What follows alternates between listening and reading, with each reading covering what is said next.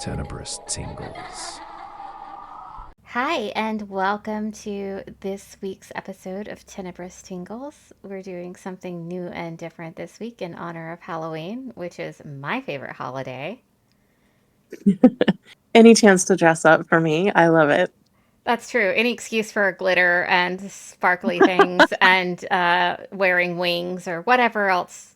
It's not that I don't do that any other time of the year. I still do, but it's way less weird around Halloween. That's true. I keep thinking, like, every time I see, like, costumes anywhere, I think I see the little doe costumes and I'm like, that's Eve.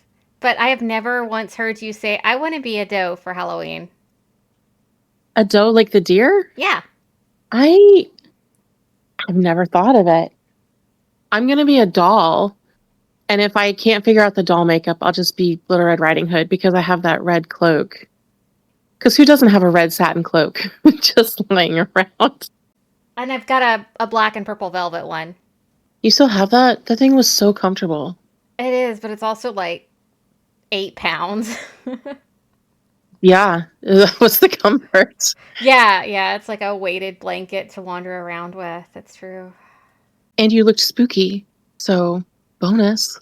Bonus, right? And I can cover my whole face with it, which is additionally bonus.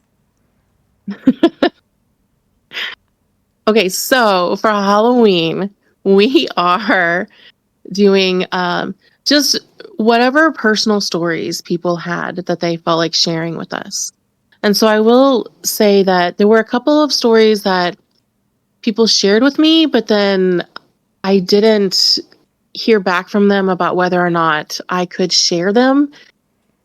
So I will maybe sprinkle those into future episodes if they do give me that consent, but I don't want to share them without consent. But I do have some things here. What about you, Sandy? I have two. One of them is pretty long, and one of them is pretty short. And then I was also going to, well, I have two and a half. Okay, we're going to put it at two and a half. One of them is pretty long, one of them is very short, and one of them is not, it doesn't really count, but I found it amusing, so I'm going to sprinkle it in anyway. And then I was thinking that you and I should also include a spooky story of our very own. I have one that's weird. Yeah, we can. We can. I have lots of weird things. Take your pick. I'll let you choose. I mean, we can this episode is a very laid back episode compared to most of our We Are Prepared episodes. So, I think you should tell us Yeah, whatever you want to tell us and that we should do some joking around and some fun and just have a ball with it because Halloween. I love Halloween. I do too. Okay, so do you want to go first with a story? I will go first with my little baby story, and I got this one actually today. And Alexander, I asked him just randomly, I'm like, hey, we're going to be recording today. Do you have any stories? And that he wanted to share. And he said, yeah, actually, I do. So he is from a small town in North Carolina. And there was a large historic plantation type place that was also kind of a museum. It was like a town museum when he was growing up. And his parents were friends with the museum curator. So they were always kind of roped into volunteering for different events that were held there. And apparently there was like some sort of 150-year founding celebration that they had, and his family was roped into volunteering again. And he was in middle school at the time, so he was just a kid. And he said that there was servants' quarters on the estate that were basically the curator or keeper's house, and that's where they kept all the kids who were, the parents that were volunteering. They kind of just like rounded up all the kids and stuck them in the gatekeeper's house, the curator's house. Okay, so not sinister. That's just where the childcare was. Yeah, no, nothing sinister yet. No, nothing like that. It's Yet? just, well, I don't know. Um, so that's. That's where they kept all the kids, and while the parents, they, were busy organizing the celebrations and everything else like that. Well, night came around and it kind of turned into a bit of a party, and there was drinking and everything else like that. So there was like all of Kids these. cottage? No, no, no, no, no, not in the kids' cottage. All the parents were off doing adult things, and the kids are like just over here Gotcha. having like a little mini slumber party, basically unsupervised in the curator's college. Curator in the grounds. In the keeper's house, and so they're kind of running like hooligans all over the grounds because they're not going to stay put. They're not. They're not going to stay put. So it's Yeah, the that's middle not of the how the kids night. work. They're exhausted. They're little kids, so they're really excited about being up late, but they have run out of steam, and they kind of end up on the porch of this old house, this old plantation house. And you know how the big old plantation homes had the wraparound porches and everything. So they're just kind of, Yeah. I don't know, a bunch of overwrought, stressed out, wound up, but really tired middle schoolers have just kind of collapsed in various locations on this porch. And at one point, they see curtains moving. So they kind of look up, and there's a woman inside the house kind of tapping on the glass. And she's dressed in period costume. Kids everywhere. So she's tapping on the glass in her period costume, and these kids are like looking up there. But they know that there's not supposed to be anyone there. The house has been locked up, the museum's locked, no one's inside, and they're all alone in the middle of the night on this porch. So they freak out, took off running, screaming, and they all ran back to the curator's house where they're supposed to be. And so then some of the parents were like, I guess some of the more responsible parents were like, wait, what? So they decided to go searching for this woman in costume that had broken into the museum or whatever was going on. They didn't find anybody. The doors were all locked, so they didn't know what was going on. And eventually they kind of were like, the kids just kind of spooked themselves. It's fine. It's fine. But to Right. this day, he swears he saw it. Okay. So he saw the little ghost lady tapping on the window, being like, y'all children need to Get off my lawn. get off my lawn. And honestly, the ghost of me. Get off my Would you lawn. come back just to tell people to get off your lawn? I would not, because that would involve people. That's so much work. And the only thing on your lawn right now is horses I on mean, your front honestly. porch. They're so entitled too. Like they come up on your porch and steal your breakfast, stick their face in your bathroom window. They do. I've got one that's a peeping Tom and one that tries to steal things off of my porch. It's lovely. I'm like, hey, can I have a little bit of private? And she's like, what you doing in there? Showering? I remember middle of the night looking up like that's a horse head. Like, am I really seeing that? Yeah. Excuse me, ma'am. So can I shower in peace now? Thank you. No, No, there's none of that. no, there's not. So yeah, your turn. Okay. Um, so my first story comes from Amy. So hello, Amy. Hi, Amy. Oh, also And hi, Alexander. hi, Alexander, and hi, Amy. So she was really close with her grandmother. It was a really sweet story. They spent a lot of time together. Amy always wanted to see her, when she could get the chance. Like that was, one of her favorite relatives. And when she was about 8 years old, she was in her bedroom. She was having trouble sleeping. Her eyes were, how you close your eyes, you're like trying to go to sleep and you can't. So you open them up to kind of shift and just reevaluate. And so she opened her eyes and she saw her grandmother floating horizontally, like with her belly to the floor, and looking at her at eye level on the top bunk of her bunk bed. And she said she had a blue glow around her. And she was really restless before she saw her, like, having trouble sleeping, and then after that, she just got really calm and settled down, and she didn't really think. So her grandmother was still alive at this point in time? No spoilers. Oh, sorry.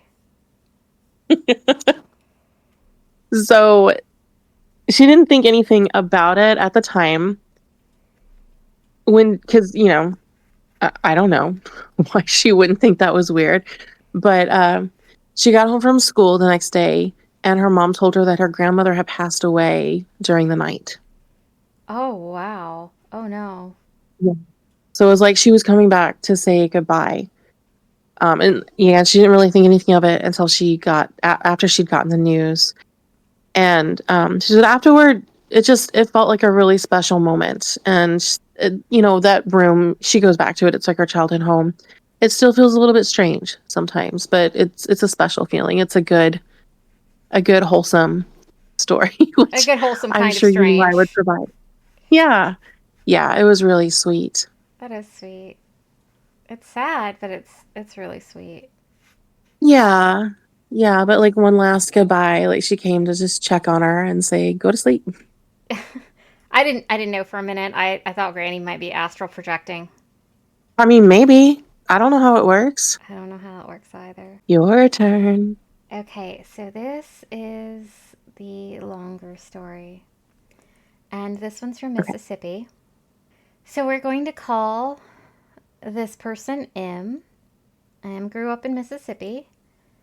And when M was a kid, her parents lived next door to this house. And the story of the people in that house was kind of not great. So the lady that lived there, she had cancer, but it wasn't a treatable form of cancer, and it wasn't a time frame in which there was a lot of treatments that could be done. So basically, the only thing they could do was give this poor lady pain medication to keep her comfortable while she lived out her remaining days. And this lady had had like really long, beautiful hair. And I don't know whether she was on something that would cause her hair to fall out or exactly what happened. But at some point during this cancer situation, she did cut off all of her hair and put it in a bag.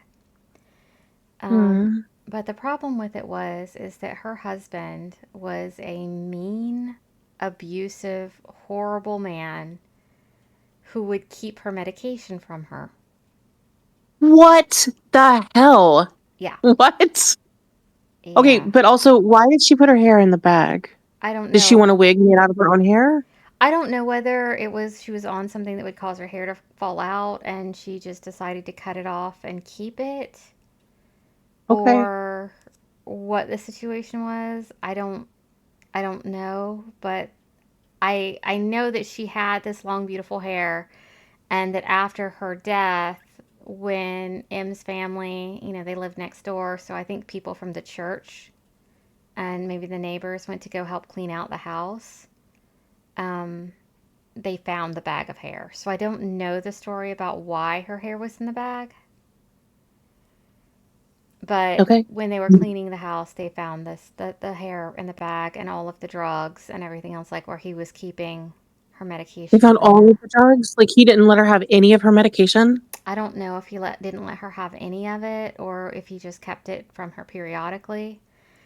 But he Mm. was a mean, sadistic, horrible human being who was uh, trigger warning for domestic assault, domestic abuse, I guess.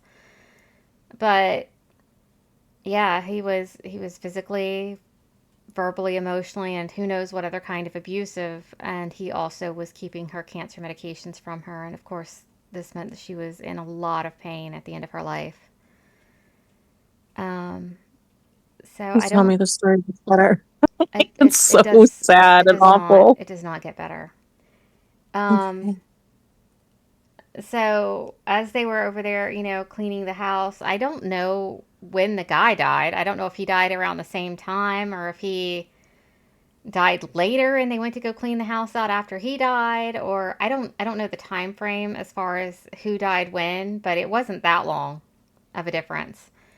So they went to go clean up this house, and the kids, they're like, okay, kids, go over here. And they're supposed to be helping, but they found like a You know how that marble. goes. Yeah, they found like a marble or a ball or something. And um, one of them had rolled it, and it had rolled underneath the refrigerator. And then they were about doing other things, and they came back into the kitchen, and the little marble rolled back out from under there all on its own. And of course, they freaked out and they're like, nope, no, no, no, no, no, no, run away. Because kids, of course. So a little while later, some of the neighborhood guys are basically using this house. I don't know if it had been rented out or what was going on as far as who owned this house at this point in time. But some guys had been renting it out, and they were using it as I don't know, kind of a flop house, I guess, where they would go and they would drink and they would play cards and get away from, I guess, their wives, the kids. I don't know what they were doing, but they were going over there. They were drinking. They were playing cards. They were gambling. You know, being unsavory characters in general. And they said that at one point things started changing and everything. And after these card playing adventures, one of the men, he wasn't a nice guy to start with. He was not. Hmm. But after he started going over there to play cards, he started acting a lot more violent, a lot more dangerous, just a lot more evil. And they think that whatever might have possessed the first guy got into the second one, that it was an evil that transferred. Maybe some sort of demonic possession kind of situation. And the man who kept his wife's cancer medication, like, you think that was a demonic possession as well? I mean, you have to be pretty evil, but I don't know whether he was possessed or whether his spirit transferred, and he might as well have been demonic. either way. Either way, bad evil presence transferred from one guy who was really, really, really awful into one who was not a good guy, but got significantly worse after he started hanging out at this house. Also, there was another neighbor that lived on the other side of this house, and she was really afraid that something would come, that whatever was infesting this house with the darkness would come and get her. So she put up like all kinds of wards to keep it from coming up the road to her house. And I don't know what these wards were. Em didn't remember because it was from her childhood. She didn't remember. But she did remember that the next door lady had everything warded to keep bad things from coming up from this house. And she said that she could hear screaming and yelling and just shrieking from this house periodically, like all through the night, even when it was empty. So that one's kind of a dark one. Yeah, that was. All right, so what do you have So, next? Hopefully something a little less yucky. well, I mean, you set the bar pretty low. Yeah. Um, okay, yes, the next one, it's another grandma story. And this is Will Marie. So, hi, Will Marie. Hi, Will Marie. And she lived in Puerto Rico at this time. And so she explained to me that family units in Puerto Rico kind of have like a, or at least she had like a family compound. So it's several properties really, really close together. Like they share a wall in some cases. And her grandmother mentally unwell near the end of her life. It was dementia, and so she would take to wander and things. Dementia is really sad, and so after she passed away, she would be seen still frequently sort of wandering. And her personal experience was she was sleeping on like a screened in porch, and so she could see like the windows. And she was young and pregnant and kind of looked up and saw a woman standing on the porch, and so she went to ask her, I think it was her aunt that she was staying with, and there's like, what were you doing outside my window last night? And she's like, oh no, that was your grandma. She used her name, but she just wanders around here still. One of her uncles, this one was funny, he thought nobody else was in the house, and so he went to a bathroom, and there's a woman like full on in the bathroom, and he like jumped and like ran out. He's like, I'm so sorry. And then he told somebody else about it. They're like, dude, nobody was home. So she's just kind of wandering the property and generally being a delightful menace to her That's family. cute. But also knock before entering. You never know. I don't know if the ghost would have said occupied. Do you always feel like you don't really, do you say occupied, or do you kind of feel like, what do you say when somebody knocks? Do you say, I'm in here? Sorry, I'm cutting that out. Never mind. Don't do it, because I have something funny to say. Okay, go ahead. I say, come back with a warrant. The bathroom door? I'm just kidding. I say 1 second, please. We'll be out in a second, something like that. Okay, yeah, I'm gonna cut But I that out, but want also to you're say, funny. come back with a warrant. Back with a word. Don't cut that out, because that's funny. Okay. I won't. So yeah, no one was possessed. That one struck me as a little bit sad though, because she was so confused in her last years of life, and I'm like, does she have clarity now and she's just checking up on them? Or is she still confused? Is it like lingering echoes? I really hate the thought of her still being so confused after that. That one like hurts my feelings. But that's probably not it. I feel like I don't have any reason for feeling like this, but I kind of feel like stuff like that is generally just an echo and they're not really still here.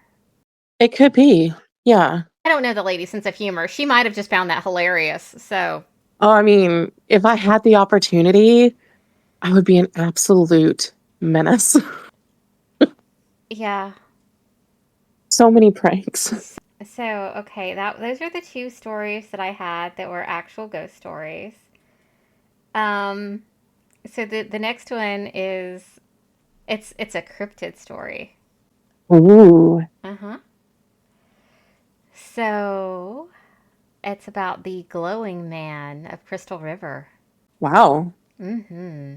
This is a personal experience? No, I was not allowed at the nuclear power plant at Crystal River when it was open. So one night, a bunch of guys on night shift are working at the Crystal River power plant when it was still open. It was a nuclear power plant.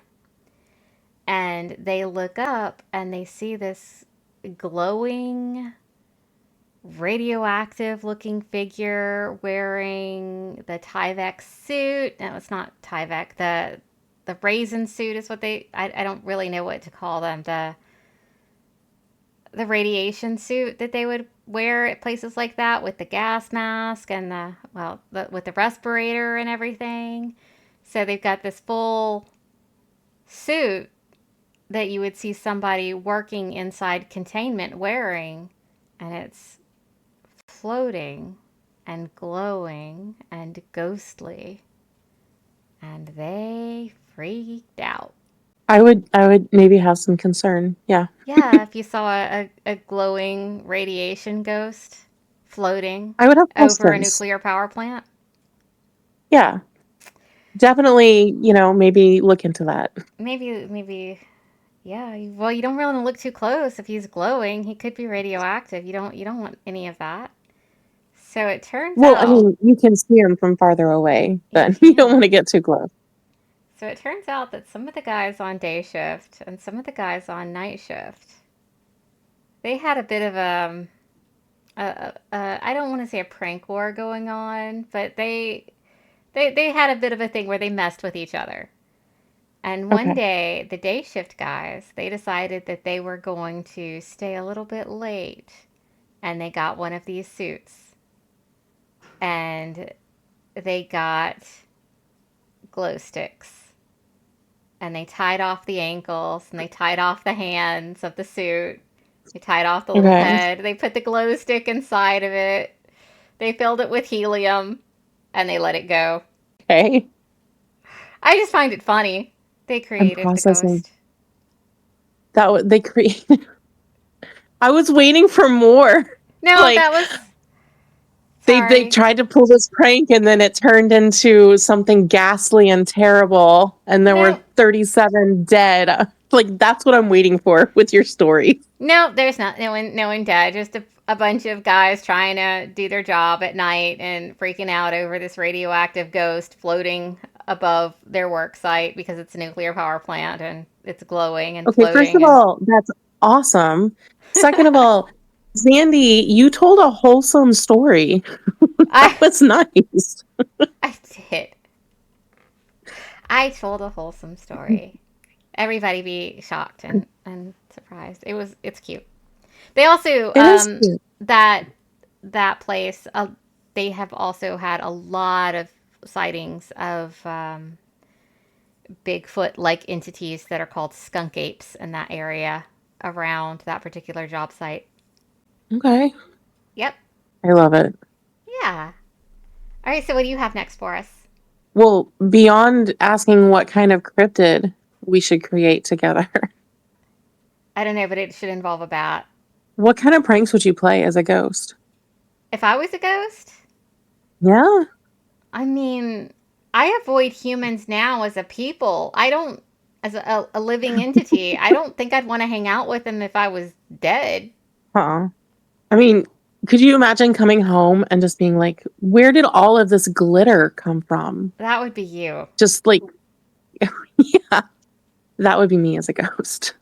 I Where are all of think, my left shoes? They're on the roof, obviously. obviously, I think if I was going to do anything, rather than dressing in like period appropriate attire or this or that, like, Ren Fair garb could be fun because people would be like, what? That is not U.S. time frame appropriate for anywhere here. What's going on?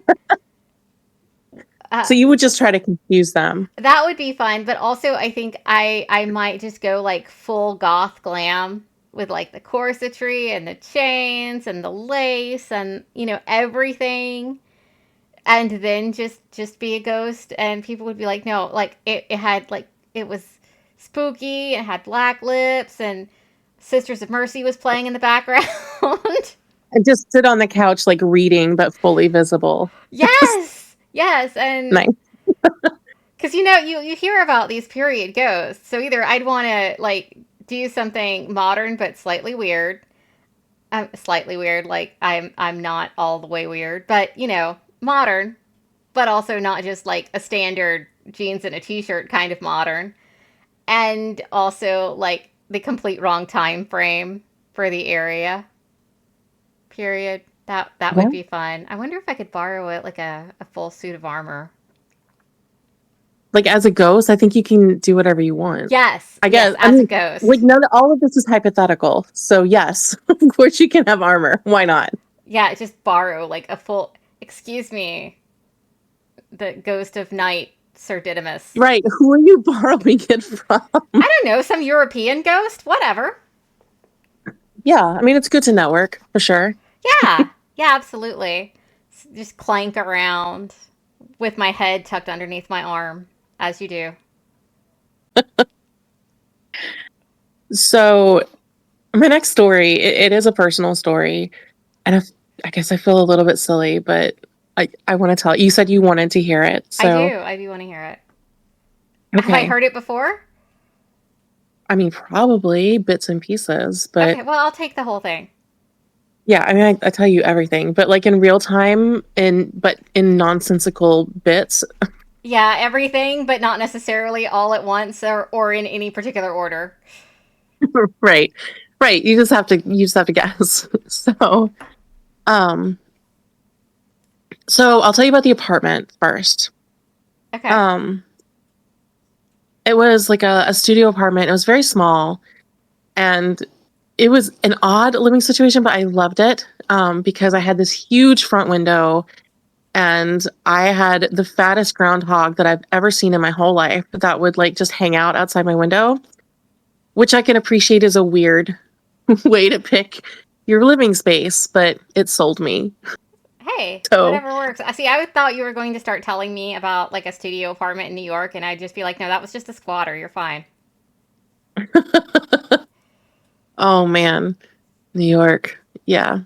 I couldn't afford a studio apartment. At the most, I had like a room. And I paid more for a room than I think you paid for a mortgage on a house at that time. It was it was bad. So this was not New York. It was a small studio apartment, but it was spacious compared to New York. And I loved that there were so many random things about it. Like I could work the front door from the inside, but I could not unlock it from the outside. I had two keys, and they kept telling me one was for the front door and one was for the back door. Neither one of them worked in the front door. Only one worked in the back door. I have no idea what that other key was for, but I kept it because it was, I don't know, it was a fun surprise. I'll find out soon. I don't know. So I can only get in through the back door. And saying it now, I'm like, no one's going to trust me to look for an apartment for them ever. I enjoyed it because it was ridiculous. I didn't have much in the way of furniture. Like I had, a few things, but it was just me and my giant cat, Saki, and we didn't need a ton of stuff. And but my landlord was really nice. Like every once in a while, if they would clean out another apartment, they would find something and they would bring it to me and see if I wanted it. And one of the things that they brought to me was this really big ornate mirror. And it was really pretty. I was like, yeah, no, I would definitely like that because, I had a small bathroom mirror and that was kind of it. So I took the mirror and I hung it up on my kitchen wall so that I could curl my hair at the kitchen because my bathroom did not have any electrical outlets. Wow. No. I had had a pretty long stretch before then of not having any nightmares. And I know that, when I lived with you, like I had nightmares pretty much constantly. Like it was a nightly thing. And so I was just in a That's phase rude, where Eve. what? When I lived with you, I had nightmares pretty much constantly. It's not my fault. That's not how I meant it. Oh my god. I just meant for context. So when I tell you the next part, you'll know that it was out of the I'm ordinary. just gonna blame the guy that you were dating when you were living with me. Oh my gosh. Which one? Like Yes. any one of them could have been Yes. it. Yes. Yes. Just yes. Okay. Okay. So, like I'd had a pretty good stretch where I really just wasn't having nightmares anymore and I was just doing well. And so, like, after the mirror came into my house, I started having nightmares again. Really involved, like someone sitting on my chest nightmares. It wasn't the giant cat. It was also him, but this was I could move with him. Oh, okay. And he slept on my head a lot anyway. So, Yeah, it wasn't the giant cat. He slept on your head, not your chest. That's fine. but no, like I could feel my arms being held down or my, my ankles. Like I could feel being held down. Like it wasn't like, oh, there's a weight on. And like they were really scary. Like I would wake up screaming and crying and Saki didn't really like being in that room anymore. And it just took a while to really notice. There were times when I would look in the mirror, like, because I'm doing my hair, I'm doing something else, and it would look like there was a glitch. The movement was too slow. Does that make sense? I mean, probably not, but Your reflection took a minute to catch up. yes. I don't like it. Okay. I don't like it. Yeah. And so, I didn't really put anything together until I came home after work one night and it was late. Not dark yet, but it was dusk. And there's like a street light right outside my back door. And so I opened up the door and I look into my little kitchen, and every surface is covered in spiders and like those long, like super long, like earwig things. Like Centipedes? all kinds of bugs. Yeah, bugs, just bugs everywhere. Ah. Everywhere. Like an upsetting and irrational amount. And so I looked for a second. I'm like, this cannot be real. This can't be real. Is this real? And so I closed the door again and I just stood on my porch for a second. I'm like, what do I do? And there's this like a voice in my head, like, get rid of the mirror. And I was like, that makes no sense, but okay, yeah, whatever.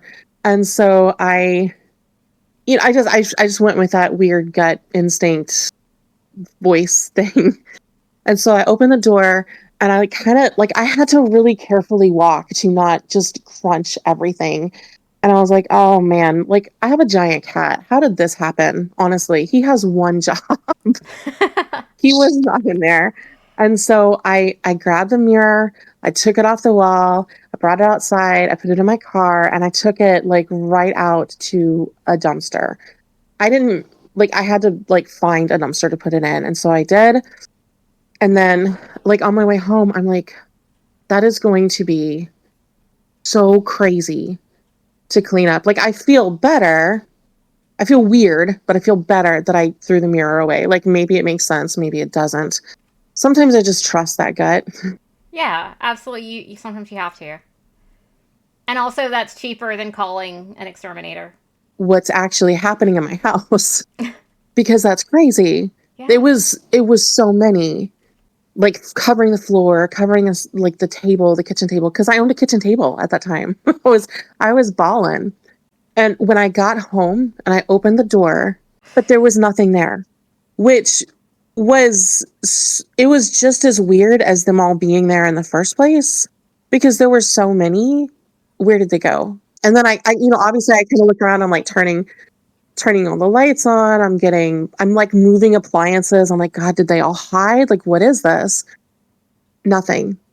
I never really saw another bug. Like the occasional spider sometimes, because that happens.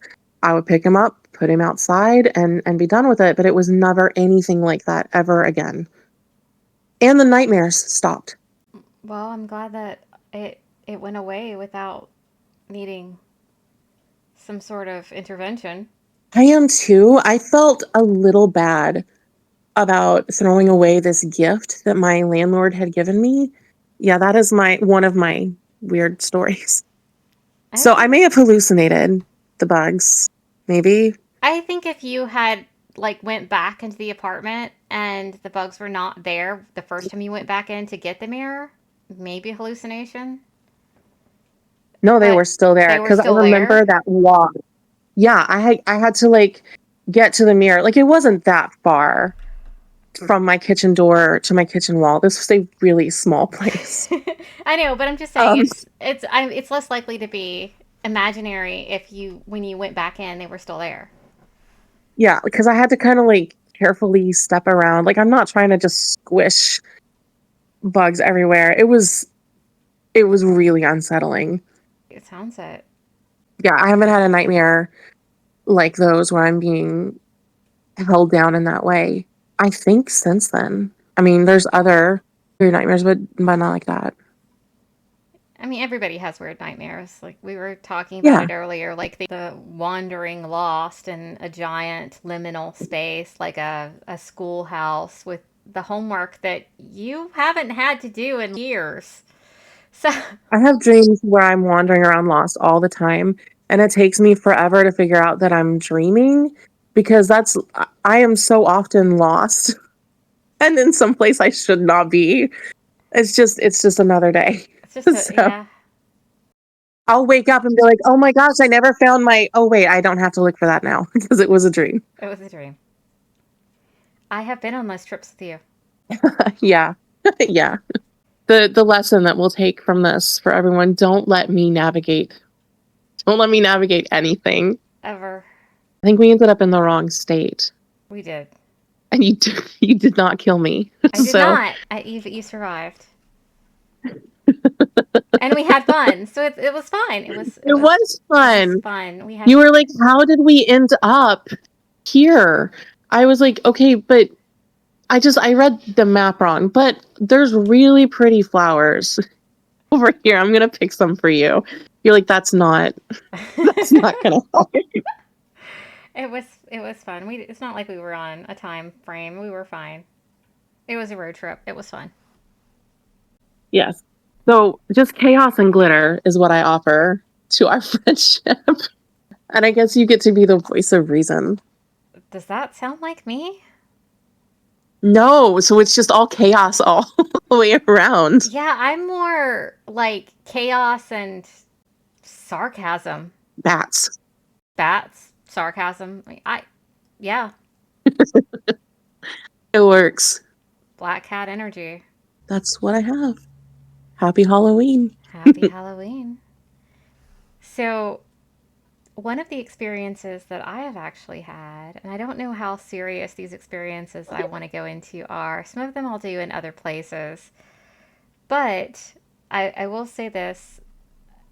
One time when you and I were together, we had this group of, You make it sound like we were a couple. I mean, a platonic life partner. Yeah. Yeah, so platonic life partners, it's whatever. So when we were together, like physically in the same place, but when we lived in this, I think we were actually living together at this point in time. We had this group of friends, minions. Well, let's call them. I don't even know how to describe this Minions group of work. friends because I There are minions. so many names that could be used. We'll go with minions. So we had this group of minions that did our bidding a lot. They did your bidding. Nobody does what I tell them to. They listen to you though. Whatever. And they wanted to go to like this. I don't know exactly how it happened, but they had heard some sort of story about this house that had burned down and it was kind of haunted and everything else like that. And so they wanted to go out to this place. And I don't remember exactly where it was, but somewhere in Tennessee. And we get out there, we get out of the car, and it felt awful. We both get out of the car. We're like, okay, we're here. And then we both go, oh, this place feels icky. And we got back into the car. And the guys were like, what are you doing? Come on. And we're like, no, we're not. This place feels wrong. It feels gross. We're not getting out of the car. It feels icky. It gives us the chills. We don't want to. So we're sitting in the I think car. they were upset too because it was kind of a long drive It was. to take us to this haunted house. And we were excited about it. We were. But Then no, we get out of the car. it felt like nope. It felt like nope. So we're like, no, we're good. We're good. We're gonna stay in and like they wandered off, and like 5 minutes later, this group of like 5 young adult men came running back to the car, jump in, and we peel out, and we're going, and we're like, what happened? And they're like, nothing. So I don't really know what happened. Those little liars. But whatever. Well, the thing is it wasn't chivalry that made them come back. It was not. Because they had no problem leaving us. They're like, okay, that's fine. We'll just leave you here alone in the dark in the car to go hang out in this place that feels super unsafe. I mean, yes, that's but no, they came back like their little tails were on fire. Yeah, it wasn't chivalry though, is my point. They came back because something scared them and they wouldn't tell us what it was. They would not. And I think we mocked them mercilessly for the next 2 years. I mean, about that and so many other things. So many other things. so many other things. I feel like we've got others that are. There was one more that was like the two of us together, and I can't remember what it was. I do remember that now. You just remember them running back to the car. I do. That's what triggered the memory for me. Yeah, they were all in their early 20s, and they're like somewhere between like 19 and 22. This group of guys, And and like in shape. They were in the military. yeah, the Yeah, fact that they're like buff, in shape, manly dudes. military guides. Yeah. Yeah, little tails on fire. We should have locked the doors. Oh my gosh. You probably it was me that kept you from locking the door. Very likely. That is probably true. That's Yeah. probably you. From us at Tenebris Tingles, we would just like to say we hope you have a great Halloween and continue to With be lots of spooky glitter. with lots of glitter. Yes. Happy Bye. Halloween.